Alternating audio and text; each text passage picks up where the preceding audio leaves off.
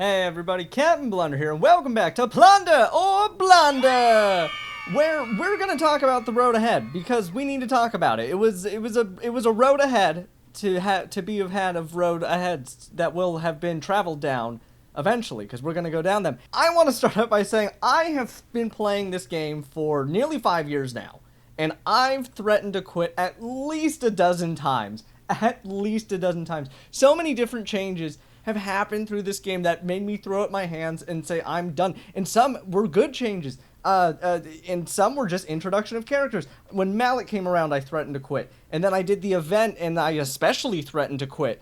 General Anakin Skywalker, I had just finished getting my Malik when they announced General Anakin, and I read his kit and went, oh great, he's the immediate counter to the Darth Revan Malik squad I had been working on for 3 months. That's out the window. Guess what? I'm still here. When relics were introduced, I said I was going to quit. When I first tried out the light side GOTB, I said I was done because I knew what an overtaking it would be to get characters to relic level high enough that you could be effective within LSGO. And eventually I decided to take on the challenge. Oh, and then even little bug fixes that needed to be done, i.e. Paper Zombie and Jawas versus Geos. Once upon a time, you could stack up all of the thermal detonators you wanted on the Geos, and it was devastating to them, and it didn't really make sense mechanically. So all these changes are tough. They're tough to deal with. They're tough to take in, especially when you have been playing this game forever. And if it seems like this is a direct attack on the free-to-play players, you're not wrong. You're not wrong. Very much so.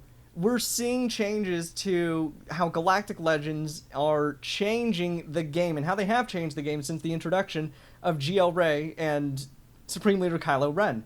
They are definitely their own league. So, and we all know this, and we all have known and adapted and done everything that we could to best our opponents, and now it feels like that ability is being taken away with characters like Wat Tambor, Darth Vader, Malik, General Skywalker, Jedi Knight Luke, among the many who are now being reworked because of their effectiveness again. Oh, Grand Admiral Thrawn. How could I forget him? One of my favorites. Grand Admiral Thrawn. Because of their effectiveness against Galactic Legend characters. And what does that mean? Well, if you're someone like me, if you're somebody with even just one GL, and you've been using these other characters, Thrawn, Wat Tambor, Darth Vader, to subsidize your squad arena team to have a very viable team to go up against people who have 2 or more Galactic Legends, probably not more. Perceivably, coming soon, 3+ Galactic Legends within their roster, albeit maybe even on a single team. So really what we're going to see, in my opinion, is there's going to be there will be a very large division in Squad Arena coming up. It's going to happen. If you don't have a GL and you're not working towards your next one, you're in for some trouble, as in you're going to be kicked out of top 100. It's going to happen. You know, I got SEE back in January, and I was able to go from about 115 down to 50, and within 2 months I was getting pushed up into 75, 80, and then sure enough, here we are 6 months, 7 months later, and I'm barely scraping under 100 now. It's just what happens. So that does seem unfortunate, because that also is going to bleed over into GAC, and the matchmaking has been much better. I've noticed on my main account and with this Captain Blunder account, everything seems really, really fair. Across the board, everything seems like a fair fight. It seems like the matchmaking is pretty good with GLs to non-GLs, everything like that. So we're going to see this huge division in Squad Arena. It's going to be really, really tough to push yourself into the top 100 if you don't have 2 or more Galactic Legends. And then, once we get into the Grand Arena, it's really just going to, in my opinion, it's going to be affecting if and when you fight a Galactic Legend. Where you may have been able to one and done a Galactic Legend team, now you might have to take 2 or even 3 squads against them to beat them. In 3v3, I do think it's going to be brutal, because if you fight one opponent that has 1 more Galactic Legend than you, there's a good chance you're forfeiting that entire match. At least the win. You'll still get the points, but you're going to forfeit those. And so I understand that. And if you think that they're appealing to the whales, you're also not wrong, because somebody's got to pay the bills for Capital Games to stay in business. I hate to say it, I hate to admit it, but that is the truth. You know, for this Captain Blunder account, I dropped $100 for the Hyperdrive bundle, which I thought was not only just a lot of money for a video game, but a lot of money for a free-to-play mobile game. But I enjoyed this game a lot. I have been absolutely loving every minute of starting over fresh and relearning how this game operates now, nearly 6 years after release. And again, that was a lot of money drop at once for a free-to-play game, and that is just a drop in the bucket of whaledom, of how much money the whales keep this game afloat. And it's unfortunate, because personally, I've and a couple of friends of mine, we've always wondered what would happen if there was like a $50 annual subscription fee or anything like that to kind of even the playing field. But it's a mobile game, so that is the market. That is how it's structured. Yeah, structured. Yeah. But it's not the end. We've known this. Every time the general majority of the player base reaches that level where they're getting on par, they have to move the bar further up to allow the whales to continue to dominate. It's unfortunate, but it's what happens. Now, my concern was the announcement of Relic 9. Like I said earlier, the first time they announced Relics, I said, I'm done. I was getting ready to just close down my account and decided to stick with it. And with Relic 9, the thought that came to me was, where's it going to end? Because presumably Relic 9's coming up. I could see Relic 10 happening soon. Is that good? Is that bad? I don't know yet. It's yet to be seen. But then it also raises the question, well, would we ever see a level increase at this point? Like, are we getting to that point where we're going to see a level increase? Maybe we're going to get to 90, 95, 100? Who knows? Anything is possible. This game keeps changing over time. And you have to be willing to change over time to survive. No game survives after 6 years for staying the same. Albeit a few. We'll give a few of them. We'll give them. So those feelings hurt. The feelings are hurt with my Thrawn, my Vader, Wat Tambor, all these characters that I had been working on and relicking up to compete with Galactic Legends are now getting knocked back, because now we're going to have this division of, do you have a GL or don't you? It's going to be a thing. But it kind of shows the importance of really looking at getting your first Galactic Legends now.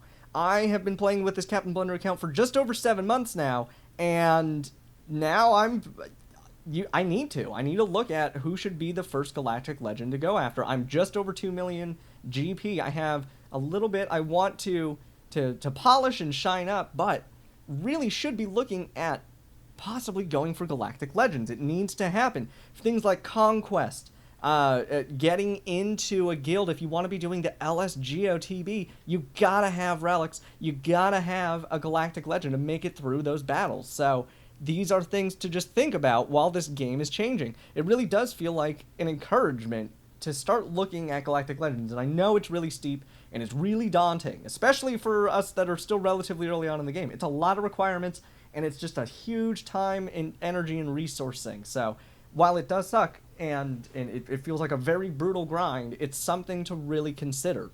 And so while the changes that we see are unfortunately in favor of the whales, I think we're going to do what we always do. We're going to improve, adapt, overcome. We're going to figure out how these game changes are going to work in our benefit. We're going to figure it out. We always do. We have a really strong, tight-knit community that figures this stuff out. So I have no doubt in my mind that we will figure out how these changes really will affect us once they're implemented. But let's also talk about the good things, some things I'm really excited for. We're going to scroll over here to the computer and actually look what's going on. What are some things? By the way, if you want a very good overview and explanation of how the relic changes are going to affect you and everything, and just how a lot more in depth, check out Darth Locator right over here.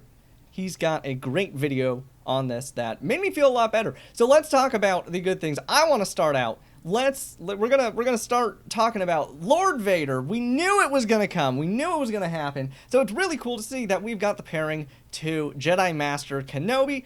And frankly, the requirements are a little high for me. If you've been going for the Bad Batch, you're in luck, because you already 3 Bad Batch characters right in there. So personally, it's going to take me a little while on my main to start going for Lord Vader, but he's on the horizon. So we're going to see what the requirements are going to be, but very exciting seeing another Darkside Galactic Legend character And then, of course, how could we not talk about the man with no legs, Darth Maul, or excuse me, just Maul, as he is now. He's no longer a Sith. He's getting introduced into the game as a new character from Conquest, which, by the way, again, I know we're still upset about the Galactic Legend, but if you want to get characters like Commander Ahsoka Tano and Maul, getting a Galactic Legend and being able to completely beat the the hard version of Conquest, that's how you get these characters. And frankly, they're really good characters, like really good. So I'm excited to see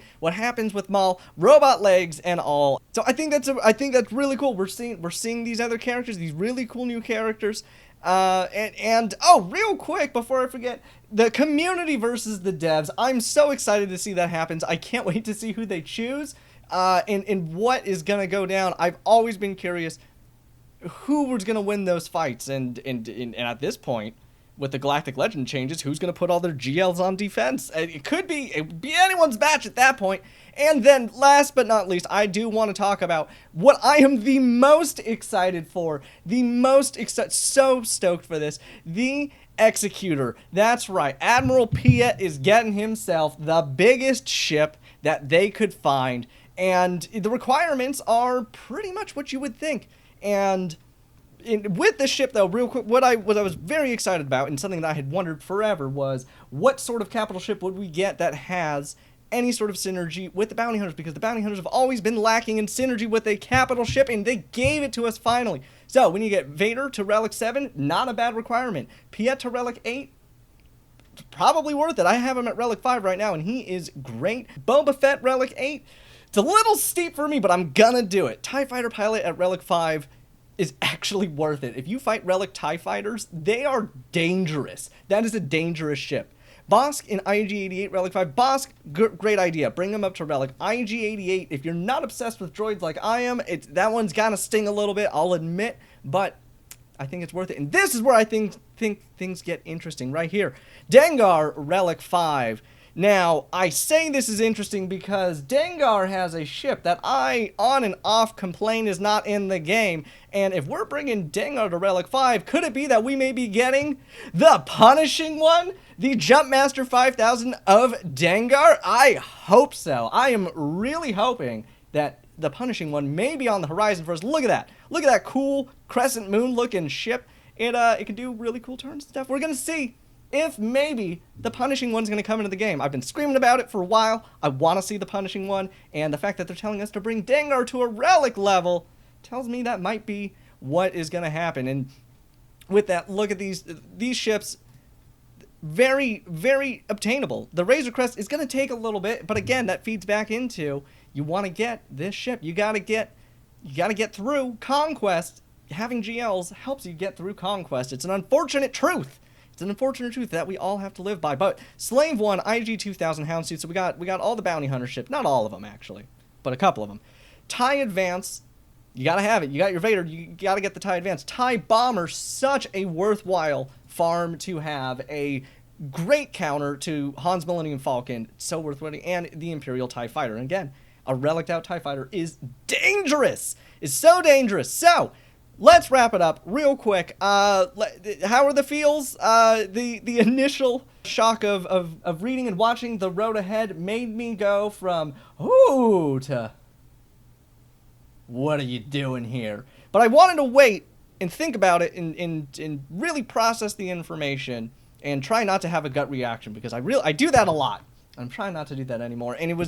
And at the bottom line, after talking with some guildmates, some friends that play the game, is Capital Games has always changed the game up, and they do have to appease the whales, and we are left to figure out how to deal with it, and we always do. And why do we do it? Because we love this game. We're an amazing community of people that help each other out to figure out what is the best thing to do next. What are we going to do to make sure, as free-to-play players, we're not going to be completely left in the dust, that we will still have a fighting chance in one form or another. So I believe in us. I believe in the community. We'll get through this together, and we'll have some exciting new things on the horizon. So don't forget, everybody, hit that like button, hit that subscribe button, and until next time, cheers.